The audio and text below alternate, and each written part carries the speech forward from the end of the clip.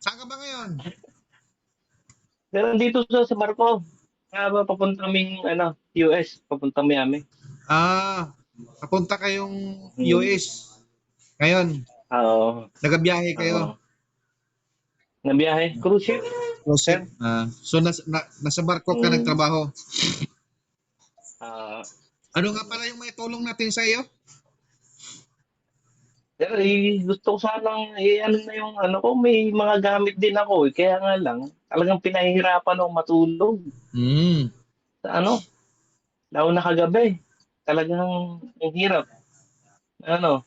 Talagang mahirap talaga yan. Yun. Tapos, oo nga sir talagang, ewan ko, bakit ko ba napasok-pasok mga ganito.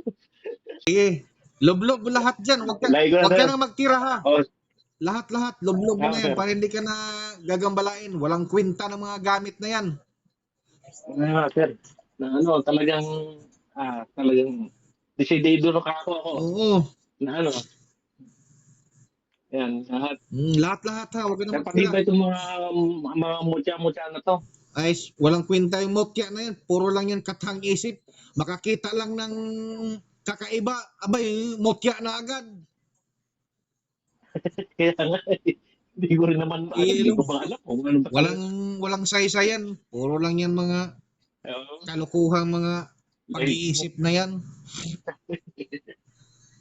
Ito mga ko pa, na mga sinulat ko. Ano ba yan? Ano ko na talaga to? Ano ba yan? Yung mga Latin-Latin. Mga sinulat Latin. ko. Oo, maganda. Sinama mo yan. Lahat yan. Para hindi ka nagagambalain yan.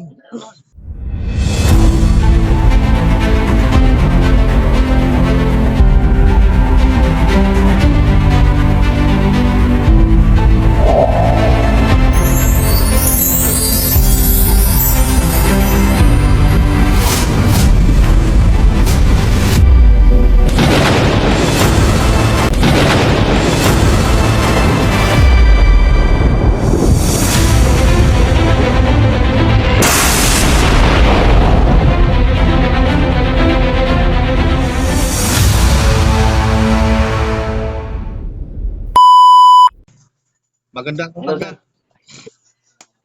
Hindi ko akala yung makikita niyo ako dito. Saan ka ba ngayon? Pero dito sa Marco, papunta kaming US, papunta Miami. Papunta kayong US. Ngayon, Oo. nagabiyahe kayo. Nabiyahe. Cruise ship. Cruise ship. So, nasa barko ka nagtrabaho. Ano nga pala yung may tulong natin sa iyo? Pero gusto ko sanang na yung ko, may mga gamit din ako eh. Kaya nga lang, talagang pinahihirapan akong matulog sa lalo na kagabi. Talagang ang hirap.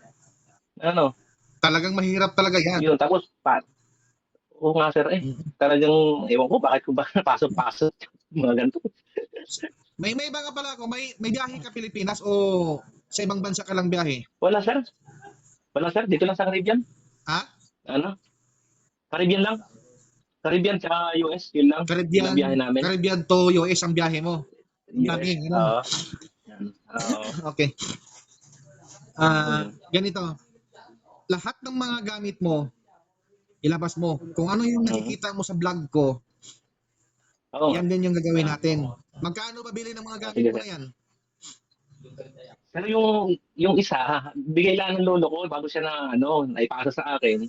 Tapos yung iba, yun, mga nabenta sa akin, gano'n lang. Ito nga sir, Sige. palagay dito eh. Magkano bili mo yan? Pero yung dalawa, 2,000. Magkano? Tapos yung isa, 2,000. Yung dalawa. Tapos yung isa? Yung isa ay 300 lang sa sa online. Nasaan na yung mga Latin yan? Sir, wala itong wala nang mga Latin tayo. Yung sa lolo, yung bigyan ng lolo ko, wala namang binigay sa akin. Tapos yung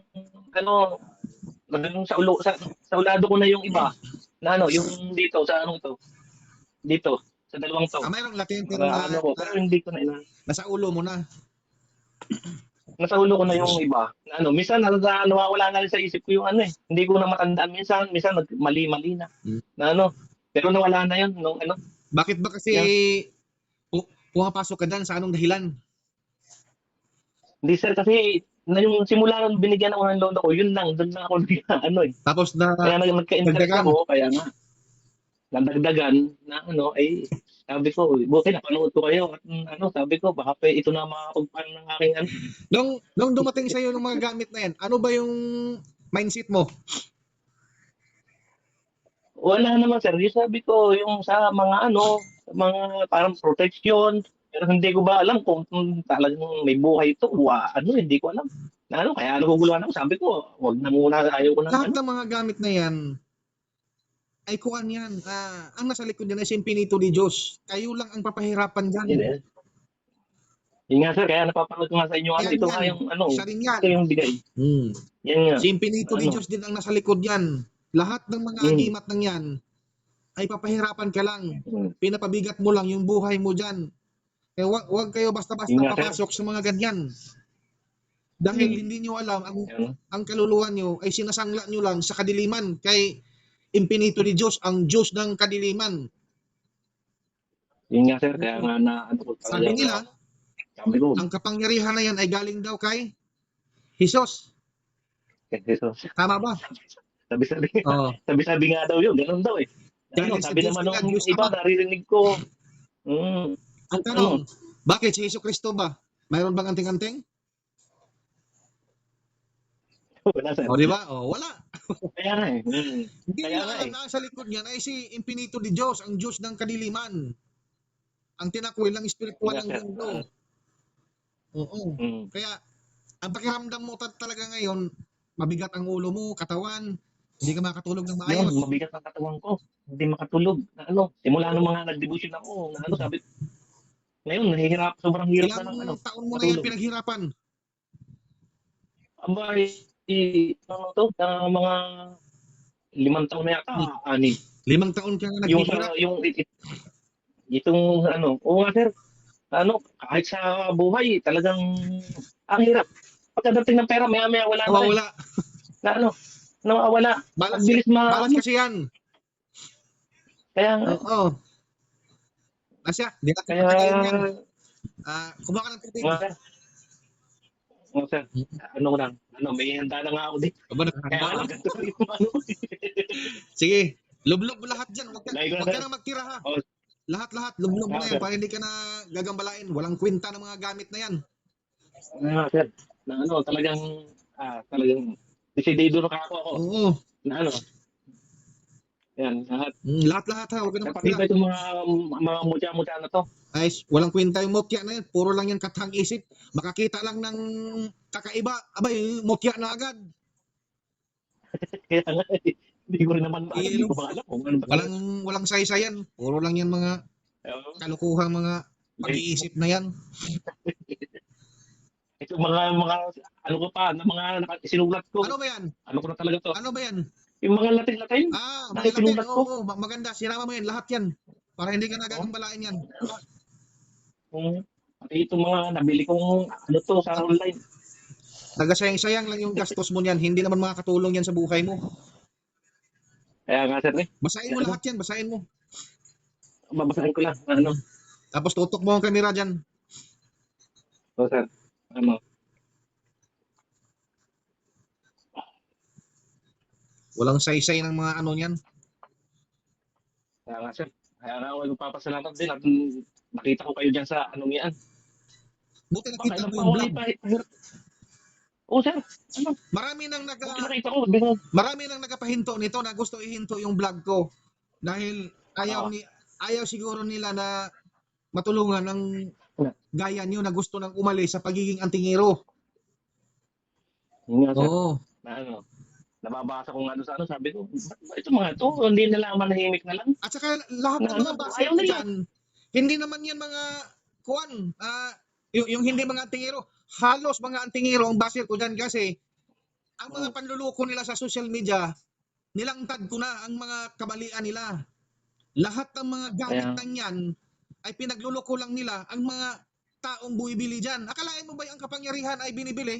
Ang dating mga sinaunang kapangyarihan, dati pa yung mga babayla na yon, ay binibigay yan sa taong karapat-dapat na pagbigyan ng kapangyarihan na yan at ginagamit sa kabutihan, hindi sa kasamaan. Ngayon, naglipa na sa social media, puro mga pagbibinta. Mayroon bang kapangyarihan na ibibinta? Ang mamahal pa. Ano, yung mga pampaswerte. Oo. Dapat hindi na nila benta. Kaya nga, Yayaman na sila. Bakit? isa din yan, nagbibinta sila na pangpaswerte. Abay, kung totoo pa na pangpaswerte yan, hindi sana, hindi sila nagbibinta. Bakit ngayon, hanggang ngayon nagbibinta pa rin? Ito namang mga Pilipino, ang bilis mauto, tayo mga Pilipino, bili ng bili. Hindi nag-iisip na kung totoong may kapangyarihan na pangpaswerte, edi sana yung nagbenta dyan, hindi na nagbibinta. Hanggang ngayon, nagbibinta pa rin. Oh.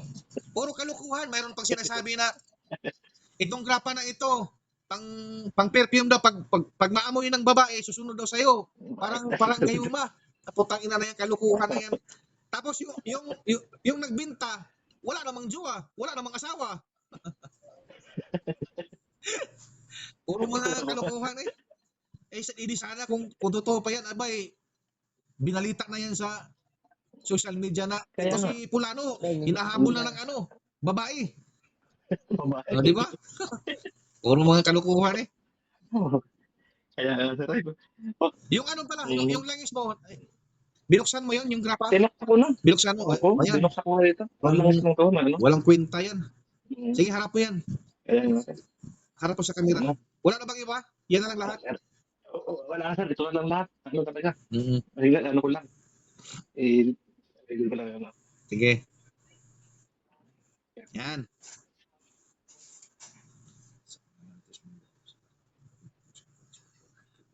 Ang lahat ng kapangyarihan ay pinituloy Diyos.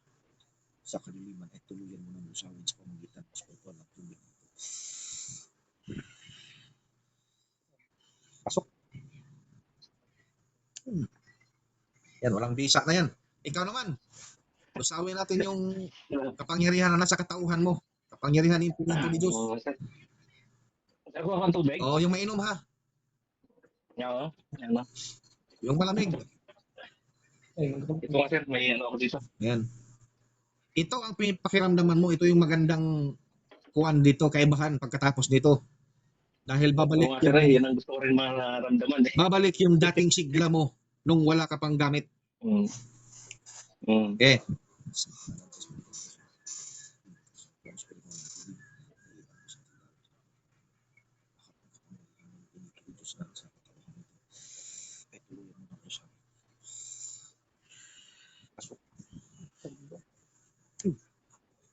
Sige, inumin mo yan.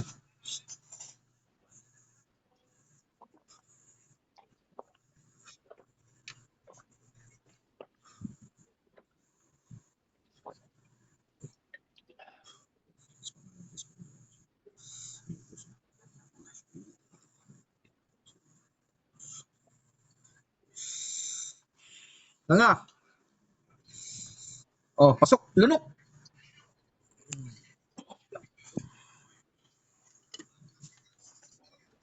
Pakiramdaman mo. Kumpara mo kanina at ngayon. Parang unti-unting na ramdam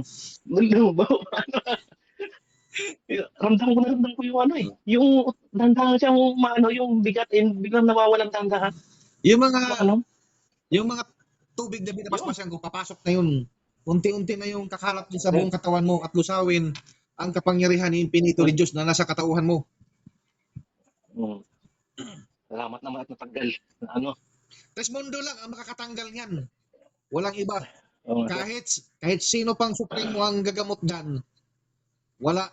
Marami na rin nakapag-justify dyan sa vlog ko na marami na silang pinuntahan na kaparehas nila. Pero pabalik-balik pa rin yung karamdaman nila. Trismundo lang talaga ang makapagtanggal yan. Nakita ko kayo talaga. Kilabot ako bigla. Hello, anong kaibahan kung bumalik mo yung dating lakas mo?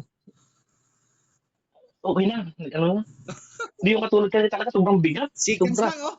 Seconds lang. Tsaka ramdam yung dahan-dahan siyang nawawala yung bigat. Okay lang ba sa'yo na i-vlog natin ito para ikaw din mismo Sige, sir. ang magpapatunay na ang Trismundo ay hindi gumagawa ng video, gumagawa ng mga kwento-kwento o hindi lang nagawa ng content para lukuhin ang mga tao. Bagkus ikaw yung Kaya nga. magpapatunay sa Trismundo kung ano ang Oo. kaibahan mo dati at Mm. ngayon na nagamot ka ng Trismundo. Mm. Sige, paliwanag mo sa mga tao. Ay, sa mga nanonood dyan, talagang ngayon ko lang naramdaman talaga anong nawala na yung mga ano talaga sa katawan. Dahan-dahan siyang nawawala yung bigat ng katawan ko. Kaya nagpapasalamat ako sa Trismundo at talagang nakita ko sila na natulungan ako. Ay sa mga basher dyan, tumahimik na lang na yun lang sir. At talagang okay na. Makakatulog na siguro ako ng ayos na ito mamaya. Yan, makatulog ka ng maayos yan. Mariwala ka sa akin. Mag-post ka sa FB mo kung puro kasinungalingan yung sinasabi ko. Sabihin mo, chat mo ako pagka kinabukasan kung hindi ka makatulog. Kadalasan, ang ginagamot ko na tulad sa'yo, sabi nila, Master, tawag nila sa akin, pero sabi ka huwag kayong tumawag ng Master kasi yung mga tawag na yan ay mga tawag ng mga anting-hero yan. Hindi kami mga anting-hero, Trismundo kami. O, tawagin mo na lang ako ng Tres. Tres, ang sarap talaga sa tulog ko. Parang ngayon pa nga lang, parang ayaw ko muna magtrabaho, gusto ko muna matulog. Yun, kadalasan nila. After 1 month, 2 months, pinapalo up ko sila. Sabi nila, Tres, salamat Tres. Ganun pa rin, ang sarap ng tulog ko. Yung iba naman, pumasok sila sa Trismundo para protection na lang din nila sa sarili nila para mayroon silang protection kahit saan sila pumunta. O, yan yung iba. Kaya nakamonitor ko sila kahit nasa malayo, nasa online sila. Ayan, tuloy-tuloy yung ano nila, protection. Nakatulong pa din sila sa kapwa-tao. Kaya nga, kaya lang ako nagkamaano ng ganito kasi sabi ko baka din ako gusto ko rin makatulong sa mga tao na makapaggamot ako. Kaya lang, mahina talaga aking makakaalaman sa mga ganyan. Wala talaga akong Kaya sabi ko, tapusin na natin yung Ang lahat ng kayang gawin ng mga antingero o albularyo o mga gamot o ano pa man dyan na makapanggamot sila ng ibang tao, mas marami ka pang magagawa dito sa Trismundo. Basta kikilanin mo lang ang totoong nagbibigay buhay dito sa mundong may buhay. At ang pangatlong isinugot na si Trismundo Tres Hilario. Yan yung magiging protection mo araw-araw. At yan yung magbibigay buhay, extension ng buhay mo. So mga ka-vlog ko, bago natin tapusin ang vlog na ito dahil mahaba na ang oras sa vlog ko na ito, ito na naman ang nagpapatunay sa atin ngayon at mayroon na naman po tayong natulungan na isang crew sa barko. Ang biyahe na ito ay nasa saan yung biyahe mo? US sir. Nasa US ang biyahe niya. So mga ka-vlog ko, naway naintindihan at naunawaan niyo ang sinasabi ko. Paki-like and share mga ka-vlog ko. Hanggang dito na lang ako. Naway suportahan niyo ang vlog kong ito. Bye-bye. I love you so much mga ka-vlog ko. See you next vlog mga ka-vlog ko.